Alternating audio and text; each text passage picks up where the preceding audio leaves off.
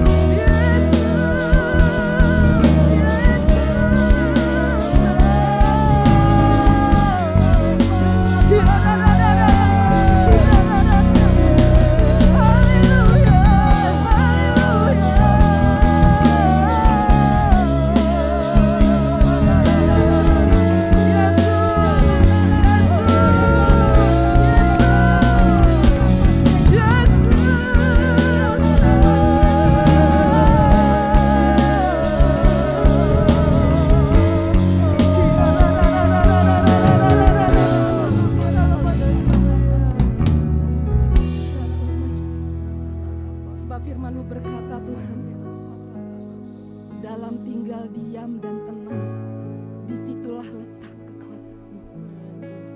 Kami tahu hadirat-Mu itu mampu memulihkan setiap kehidupan kami Tuhan. Hadirat-Mu memberikan kelegaan yang baru dalam hidup kami.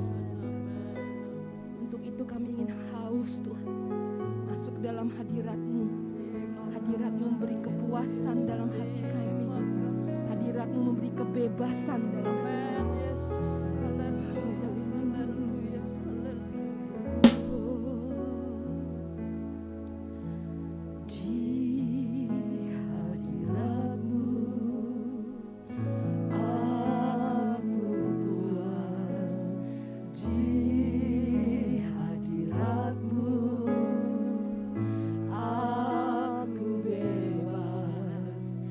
Di hadirat-Mu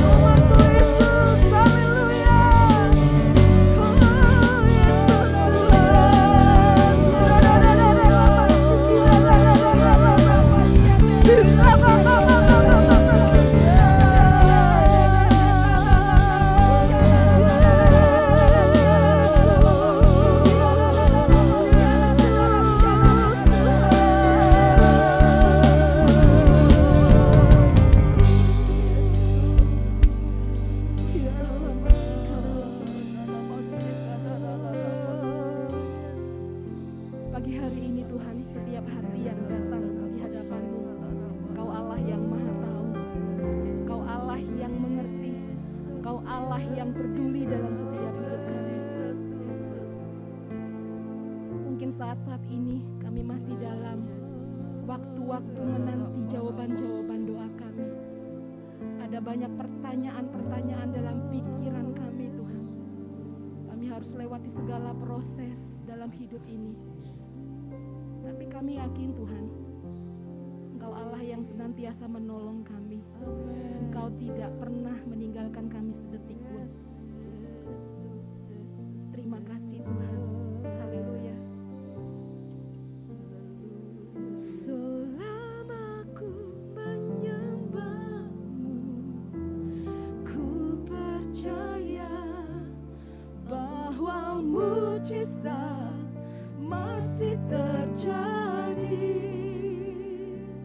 Selama Kau besertaku, ku melihat ada mujizat setiap hari. Selama ku menyembah-Mu Tuhan, selama ku menyembah-Mu, ku percaya bahwa mujizat masih terjadi. Selama Kau besertaku, ku melihat ada mujizat setiap hari. Benar Tuhan. Haleluya, haleluya. Tiada berubah kuasa nama-Mu, tiada berkesudahan kasih setia-Mu. Apabila Tuhan sudah berfirman, maka semuanya jadi. Amin. Selama ku menyembah-Mu, ku percaya bahwa mujizat masih terjadi. Selama Kau besertaku, ku melihat ada mujizat setiap. Selama ku menyembah Tuhan, selama ku menyembah-Mu, ku percaya bahwa mujizat masih terjadi. Ku percaya Tuhan, selama Kau besertaku, ku melihat ada mujizat setiap hari. Pujian ini menjadi doa kami di hadapan-Mu Tuhan. Kami ingin berjalan dan melangkah bersama-sama Tuhan, melihat pertolongan-pertolongan Tuhan dalam hidup kami. Kami belajar untuk taat menanti janji-janji Tuhan. Kami taat melayani Engkau, taat mengasihi Engkau. Dan kami mau katakan Tuhan, Yesus cukup dalam hidup kami. Terima kasih Tuhan, nyanyi dengan iman di hadapan Tuhan. Katakan, selama ku menyembah-Mu, selama ku menyembah-Mu, ku percaya bahwa mujizat masih terjadi. Amin Tuhan. Selama Kau besertaku, ku melihat ada mujizat setiap hari. Selama ku menyembah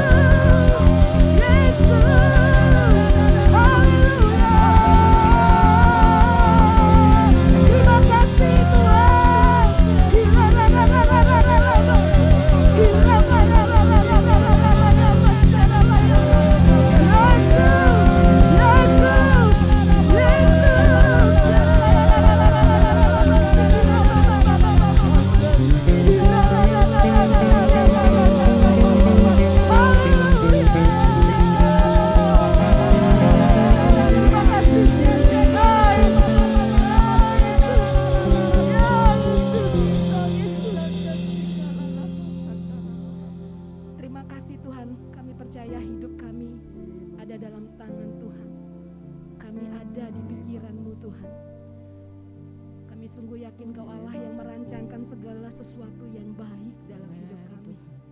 Itu yang membuat kami yakin Tuhan. Dan kami bangga punya Allah seperti Engkau. Terima kasih Tuhan Yesus.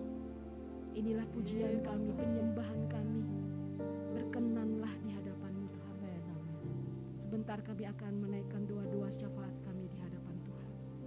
Terima kasih Tuhan. Di dalam nama Yesus kami sudah memuji, menyembah Engkau. Haleluya. Kembali kami menghadap kehadirat Engkau Bapa. Pagi yang indah ini kami boleh bersekutu dengan Engkau adalah sesuatu yang indah buat kami, karena kami bisa rasakan lawatan Engkau yang begitu dahsyat dalam kehidupan kami Bapa, supaya setiap umat-Mu, jemaat-Mu boleh juga bisa merasakan, baik yang ada di dalam gereja, baik yang ada di dalam online Bapa, mereka bisa rasakan lawatan-Mu yang begitu dahsyat. Karena kami yakin Bapa, saat kami bersekutu, saat kami melekat kepada Engkau, saat kami memuji dan membesarkan nama Engkau, Engkau selalu ada dalam kehidupan kami. Bahkan Engkau selalu menjadikan penolong dalam kehidupan kami lewat Roh Kudus-Mu yang Engkau berikan dalam kehidupan kami setiap hari Bapa, menjadikan kami semakin tahu bahwa kebenaran-kebenaran ilahi semakin tersingkapkan dalam kehidupan kami Bapa. Bapa, terima kasih Bapa. Kuserahkan ke dalam tangan Engkau. Kami berdoa buat jemaat-Mu yang ada di Efrata untuk semakin next level Bapa. Dalam liburan lebaran ini Tuhan, biarlah mereka semakin dekat dengan Engkau.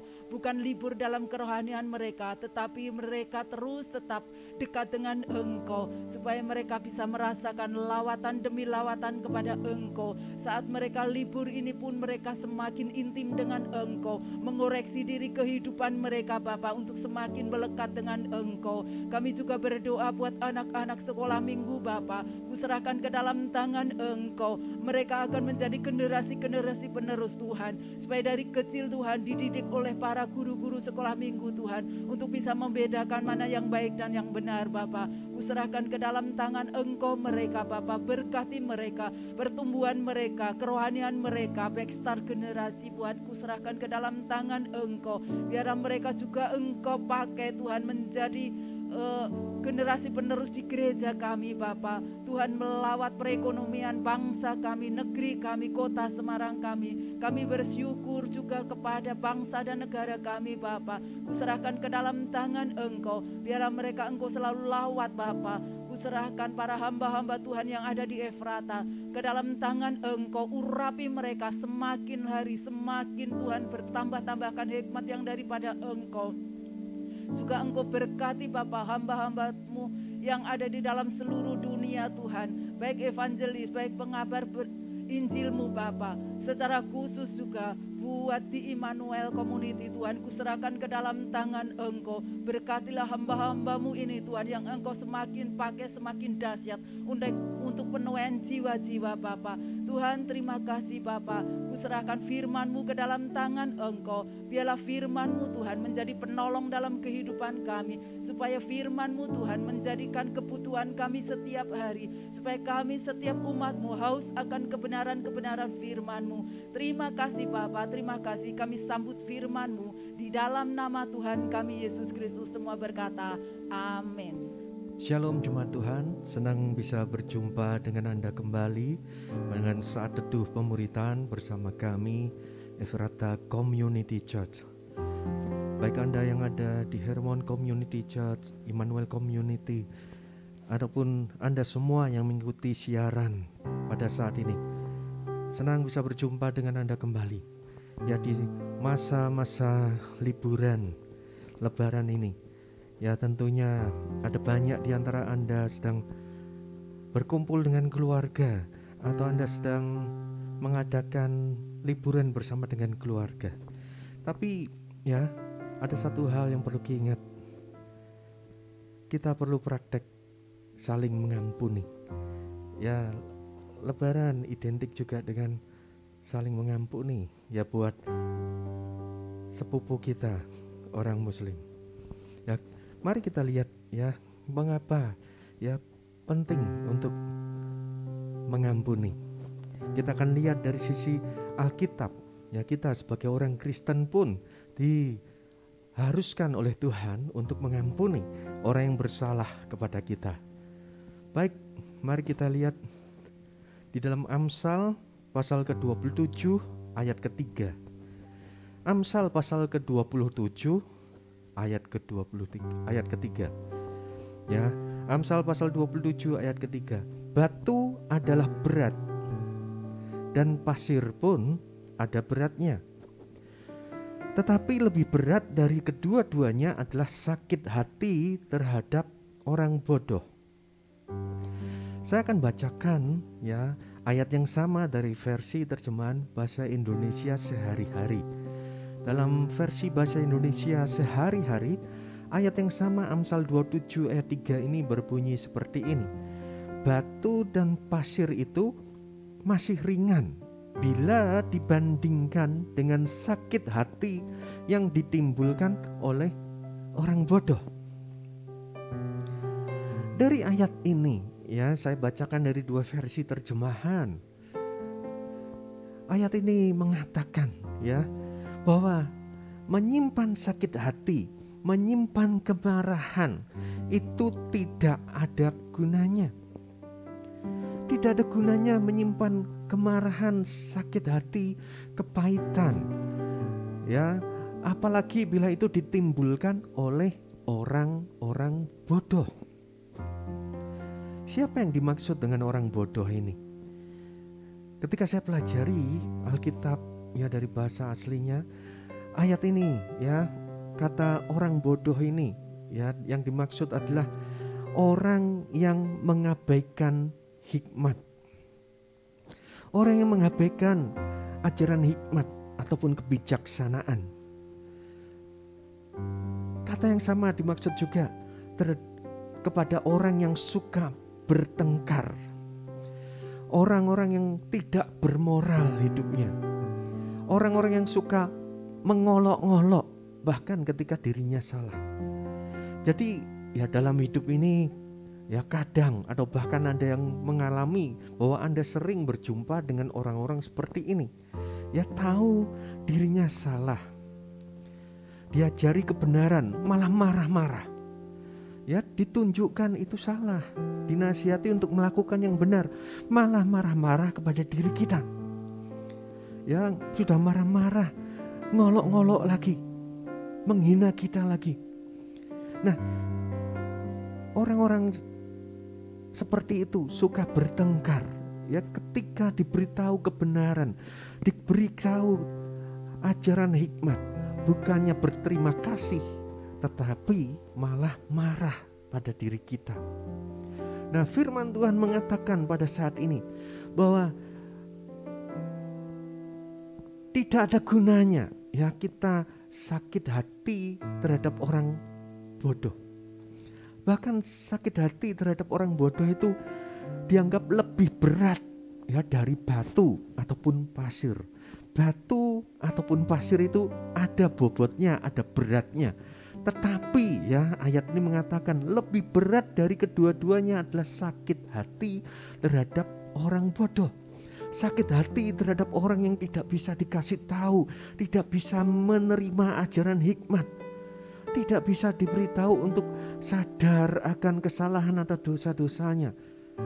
Ya, orang-orang yang seperti ini suka mengolok-ngolok diri kita ketika kita nasihati yang baik. Ya, gak perlu kita sakit hati pada mereka. Yang rugi bukan mereka, diri kita kalau kita sampai sakit hati. Ya, diri kita yang dirugikan. Kalau kita sakit hati terhadap mereka, itu akan membuat diri kita kehilangan sukacita dan damai sejahtera. Itu akan membuat diri kita bahkan bisa mengalami keadaan tertekan atau stres. Dan kalau terus-menerus kondisi kita seperti itu, kita sendiri yang akan sakit. Ya, bukan hanya sakit hati lagi, tapi fisik kita pun bisa sakit.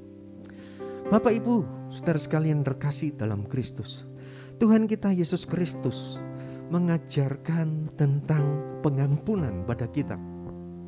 Ya, Yesus Kristus mengajarkan tentang pengampunan pada diri kita.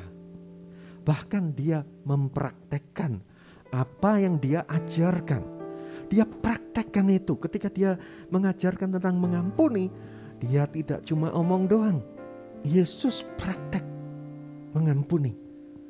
Bahkan puncak dari praktek pengampunan yang Yesus berikan pada orang berdosa dilakukannya di kayu salib Golgota.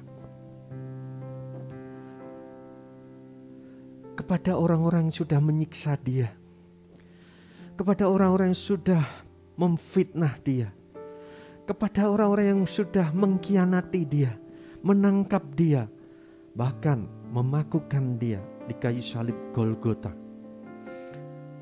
Baik prajurit Romawi, baik orang-orang Yahudi, bangsanya sendiri, baik imam-imam kepala yang memusuhi dia, Yesus mengampuni mereka semua. Di kayu salib, ketika Yesus tergantung, dipaku di kayu salib di Bukit Golgota, Yesus tidak berdoa kepada Bapaknya agar Bapaknya mengutuki mereka, agar Bapaknya menghukum mereka yang sudah menangkap dan menyalibkan dia. Tidak, Bapak Ibu Saudara sekalian, tetapi Yesus Kristus berdoa seperti ini di kayu salib. Ketika dia menderita kesakitan yang sangat teramat sakit, Yesus berkata tercatat dalam Injil Lukas pasal 23 ayat 34. Tuhan Yesus berkata, "Ya Bapa, ampunilah mereka, sebab mereka tidak tahu apa yang mereka perbuat." Inilah doa yang diucapkan Tuhan Yesus di dalam penderitaannya yang sangat berat. Yesus tidak mengutuk orang-orang yang sudah bersalah kepadanya, yang sudah memfitnah, bahkan menangkap serta menyalibkan dia. Tetapi Yesus tetap mengasihi, bahkan memberikan pengampunan kepada mereka. Tuhan Yesus berdoa kepada Bapaknya yang di sorga. Dia berkata, "Ya Bapa, ampunilah mereka, sebab mereka tidak tahu apa yang mereka perbuat." Yesus tahu bahwa mereka semua tertipu. Ya, mereka ada dalam tipu daya iblis. Mata rohani mereka tertutup sehingga mereka tidak tahu kebenaran bahwa dirinya adalah Mesias, bahwa Yesus yang mereka salibkan adalah Sang Mesias yang akan menyelamatkan mereka kalau mereka mau percaya bahwa Yesus Kristus adalah Sang Mesias itu yang diutus oleh Allah.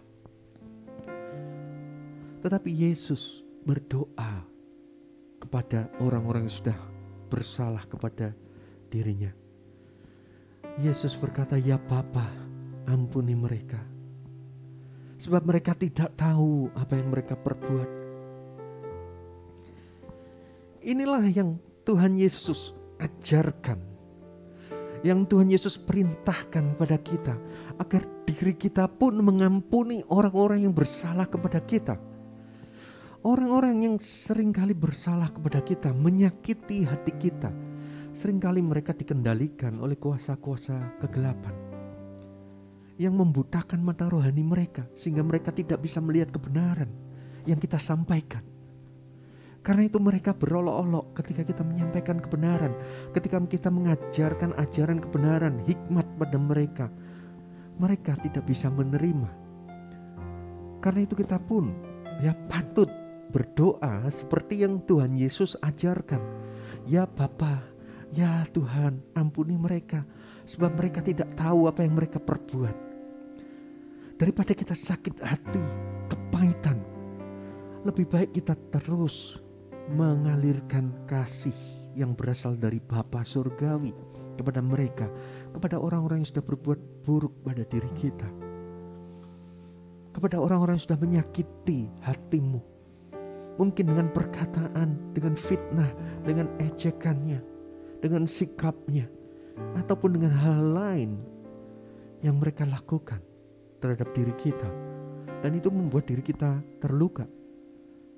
Daripada kepahitan, daripada menyimpan amarah dan dendam yang tidak baik buat diri kita, yang membuat kita kehilangan sukacita dan damai sejahtera, lebih baik kita mengampuni mereka.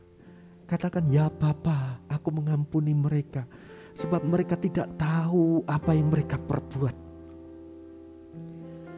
Apakah hal itu mungkin? Mungkin ada di antara Anda berkata, ya Tuhan Yesus bisa lakukan itu. Dia kan anak Allah. Dia adalah firman Allah yang menjelma jadi manusia. Dia bisa lakukan itu tentunya. Dia Tuhan yang berkuasa. Tapi kita kan manusia biasa, mana mungkin melakukan itu. Bapak Ibu, saudara sekalian terkasih dalam Kristus, Alkitab yang menjelaskan dengan jelas kepada kita, bahkan memberikan contoh-contoh bahwa manusia seperti diri kita, orang biasa seperti diri kita pun bisa melakukan apa yang Tuhan Yesus lakukan, mengampuni orang yang berbuat salah kepada kita, mengampuni orang yang sudah buat kejam kepada kita, yang berbuat kejahatan kepada kita. Salah satu contohnya tertulis jelas di dalam Alkitab yang kita punya, di dalam Kisah Para Rasul, ya Kisah Para Rasul pasal ke-6 dan ke-7. Bapak Ibu bisa baca di situ ya. Saya akan ceritakan dengan kalimat saya sendiri.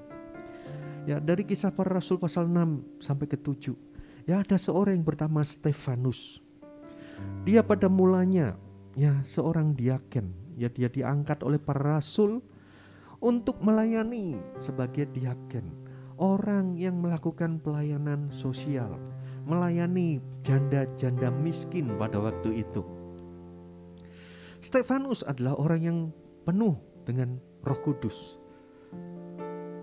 Kuasa Tuhan ada padanya. Selain melayani sebagai seorang diaken, Stefanus juga melakukan pemberitaan Injil. Ini adalah teladan yang luar biasa, ya, pribadi yang bernama Stefanus ini. Dan ketika dia melakukan pelayanan pemberitaan Injil, Tuhan menyertai dia dengan tanda-tanda ajaib, dengan kuasanya. Tuhan membackup Stefanus. Ketika Stefanus memberitakan Injil Kerajaan Allah, mujizat-mujizat terjadi. Ada banyak mujizat terjadi lewat pelayanan Stefanus. Dan ketika di tengah-tengah pelayanan yang sedang dilakukan oleh Stefanus, ada orang-orang Yahudi yang tidak suka kepada Stefanus. Ya, sekali lagi iblis, roh jahat akan berusaha mempengaruhi orang-orang yang bisa dikendalikannya untuk berbuat jahat kepada orang-orang pilihan Allah. Termasuk kepada Stefanus yang saat itu sedang memberitakan Injil Kerajaan Allah. Orang-orang tersebut, orang-orang yang tidak suka terhadap apa yang disampaikan Stefanus, mulai berdebat dengan Stefanus. Tetapi karena Stefanus penuh hikmat dari Tuhan, dia penuh dengan Roh Allah yang memberikan hikmat dan perkataan di lidah bibirnya. Tidak ada seorang pun yang bisa mengalahkan apa yang dikatakan oleh Stefanus, karena perkataan Stefanus berasal dari hikmat Allah. Dan ketika orang-orang yang tidak suka terhadap Stefanus, terhadap Injil Kerajaan Allah yang sedang diberitakan oleh Stefanus, maka orang-orang yang jahat ini mulai memfitnah Stefanus. Mereka mulai menghasut orang-orang dan memfitnah Stefanus dengan mengatakan, orang ini Stefanus menghujat Nabi Musa, menghujat Allah. Stefanus telah menghina bait Allah, menghina Allah. Dia mengatakan akan menghapuskan hukum Taurat. Ada banyak perkataan fitnah dilontarkan oleh orang-orang jahat ini yang mengakibatkan Stefanus harus ditangkap. Bapak Ibu Saudara sekalian, sebagai orang yang melakukan kebenaran, Stefanus harus ditangkap. Dia dihadapkan di hadapan mahkamah agama. Dia diadili di hadapan mahkamah agama. Dan ketika dia diberi kesempatan untuk membela diri di hadapan imam besar dan mahkamah agama yang lainnya, wajah Stefanus memancarkan kemuliaan Allah. Wajah Stefanus bersinar-sinar seperti malaikat. tetapi itu pun tidak membuat orang-orang jahat itu bertobat. Stefanus menyampaikan pembelaannya di hadapan mahkamah agama yang adalah ahli-ahli Taurat juga, yang adalah pemimpin-pemimpin agama orang Yahudi.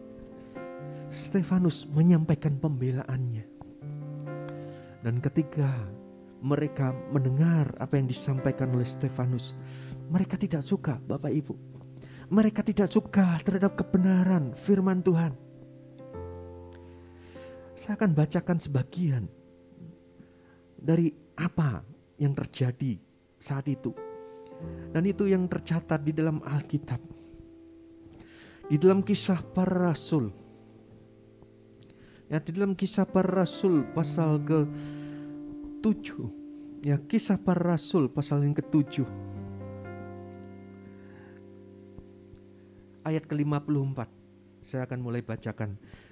Ketika anggota-anggota mahkamah agama itu mendengar semuanya itu, maksudnya mendengar pembelaan Stefanus, sangat tertusuk hati mereka.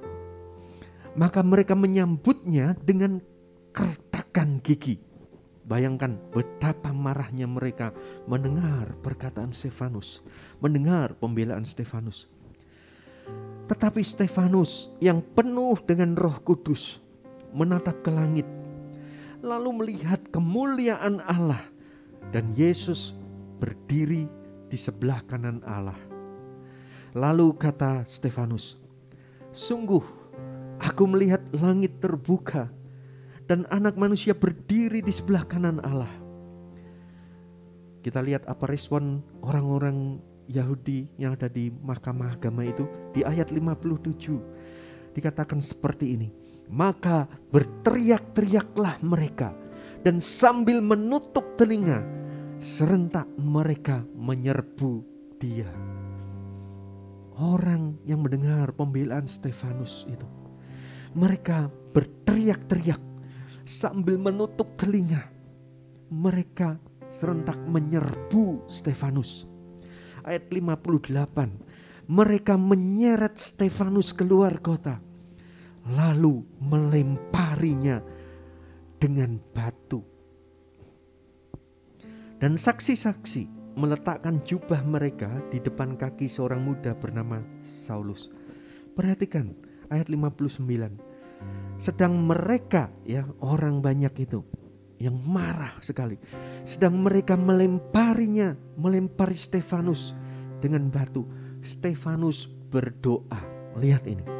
Lihat doanya Stefanus. Dia sedang dilempari batu. Bayangkan betapa menderitanya Stefanus saat itu. Ya, bandingkan dengan Yesus yang saat itu terpaku di kayu salib Golgota, yang berkata, "Ya Bapa, ampuni mereka, sebab mereka tidak tahu apa yang mereka perbuat." Lihat apa yang dikatakan oleh Stefanus sangat mirip, ya. Intinya, intisari perkataan Stefanus sama seperti yang dikatakan oleh Yesus. Lihat di ayat ke-59, ketika dia sedang dilempari batu oleh orang banyak, Stefanus berdoa. Ya, Stefanus berdoa, "Ya Tuhan, ya Tuhan Yesus, terimalah rohku." Lalu disambung di ayat ke-60, sambil berlutut ia berseru dengan suara nyaring, "Tuhan, janganlah tanggungkan dosa ini kepada mereka." Lihat, sedang dia dilempari dengan batu, dia berserah kepada Tuhan. "Tuhan, ya Tuhan Yesus, terimalah rohku." Dia menyerah kepada Tuhan. Dia menyerahkan rohnya kepada Tuhan Sang Pencipta. Tetapi tidak berhenti sampai di situ. Dia tidak sakit hati pada orang-orang yang sudah menangkap, memfitnah, bahkan melemparinya dengan batu. Dia berlutut. Dia berdoa dengan suara nyaring. Ya, dengan suara nyaring. Yang melempari batu, saya yakin mendengar semua apa yang didoakan Stefanus. Dan bukan perkataan kutuk yang keluar. Stefanus berseru dengan nyaring sambil berlutut, "Tuhan, janganlah tanggungkan dosa ini kepada mereka. Jangan tanggungkan dosa ini pada mereka." Dan dengan perkataan itu meninggallah Stefanus.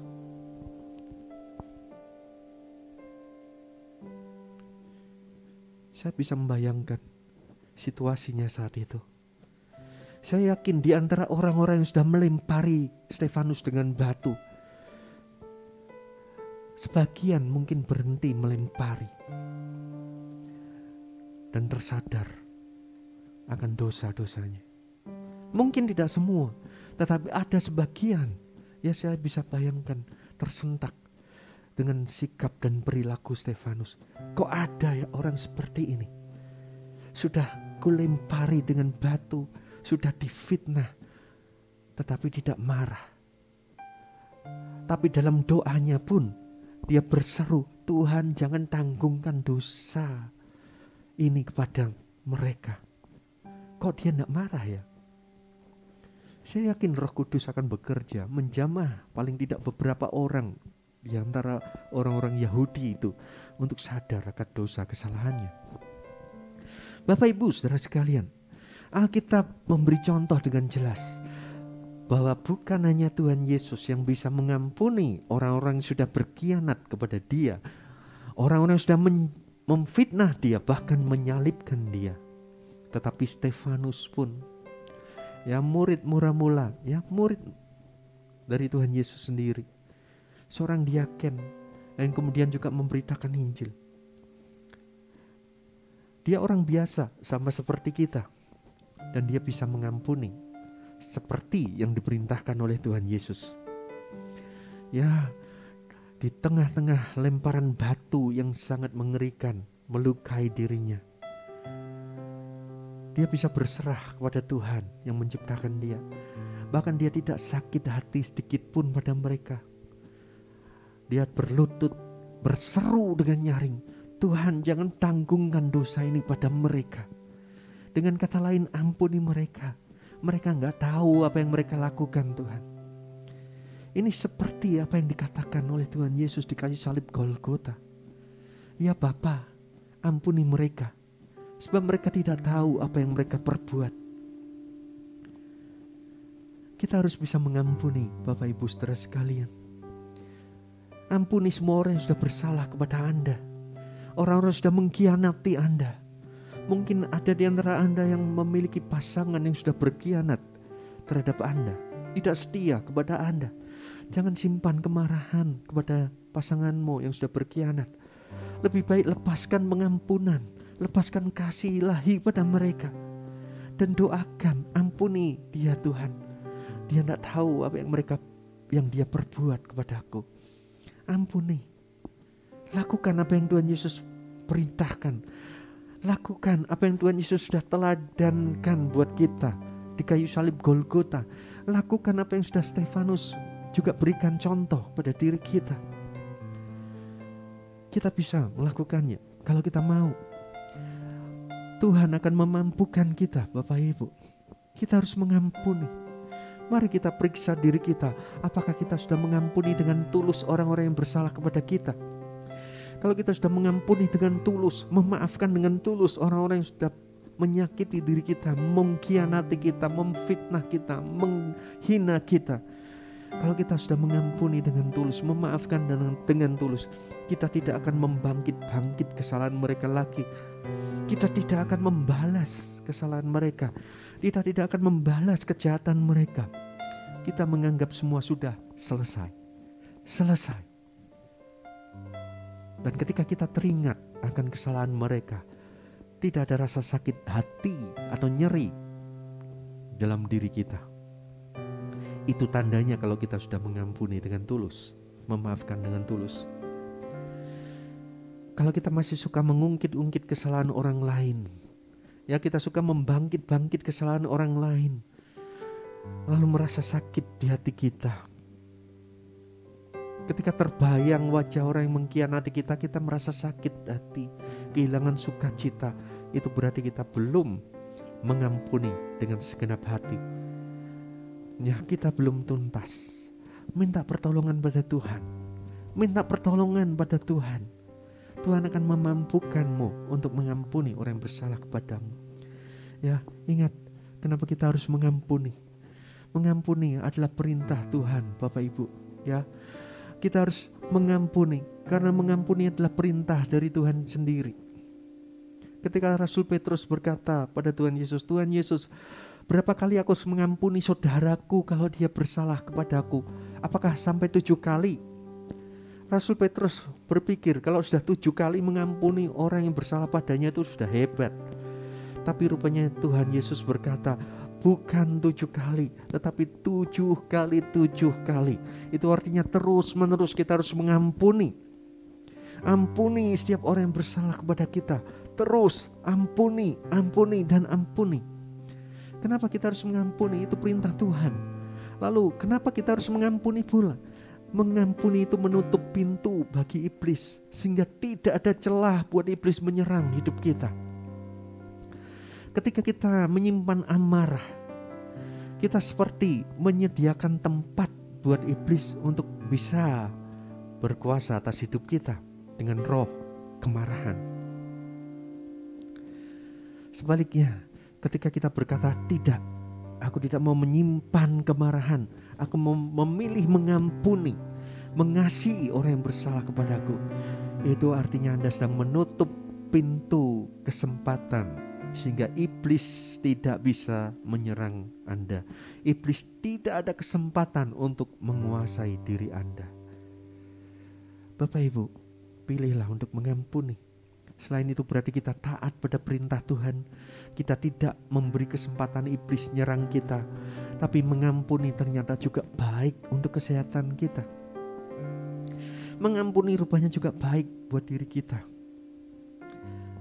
Bukankah Alkitab menyatakan ya di dalam kitab Amsal, hati yang gembira adalah obat yang manjur, tapi semangat yang patah mengeringkan tulang. Orang yang menyimpan amarah, kebencian, kepahitan hati, itu kehilangan sukacita dalam hidupnya. Semangatnya patah, kehilangan pengharapan seolah-olah, dan itu membuat kehilangan kesehatan. Bahkan penelitian sudah membuktikan bahwa orang yang hidupnya menyimpan kemarahan, kejengkelan, ya pahit hidupnya terus menerus dalam jangka waktu yang panjang, kesehatannya akan memburuk. Ada banyak macam penyakit yang ditimbulkan oleh emosi-emosi yang negatif. Ya, ada banyak penyakit yang muncul karena emosi yang buruk, yang terus-menerus disimpan dalam hidup kita, di dalam hati kita.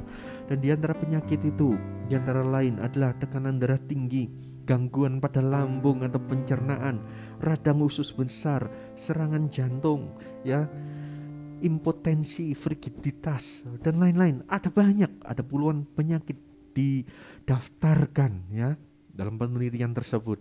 Karena itu, kalau Anda mau sehat, bahkan kalau Anda di antara Anda saat ini sedang sakit, ya, kalau Anda ingin cepat sembuh, memiliki hati yang gembira. Ya, hati yang gembira adalah obat yang manjur. Tapi semangat yang patah mengeringkan tulang. Orang yang emosinya buruk, sering marah-marah, suka pahit hati, ya, membenci orang terus-menerus, itu akan kehilangan sukacita. Nah, kalau sudah gitu, ya bagaimana bisa cepat pulih dari sakit dan kelemahan tubuh? Ya, karena melanggar perintah Tuhan untuk mengampuni. Ingat, lebih baik bergembira di dalam Tuhan.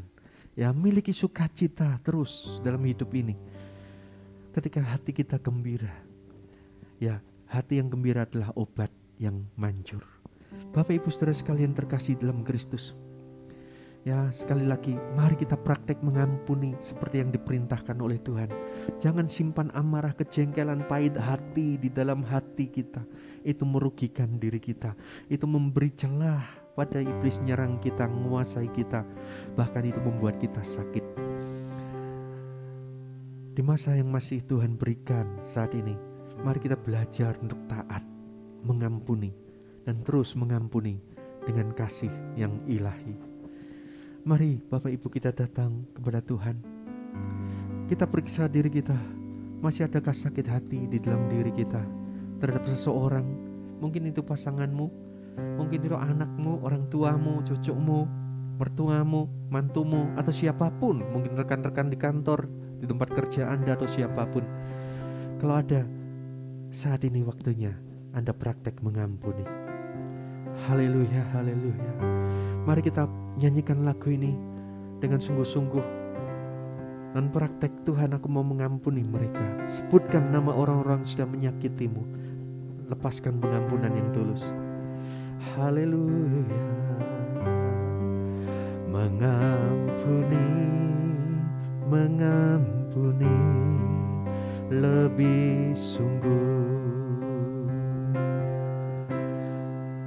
Mengampuni, mengampuni lebih sungguh.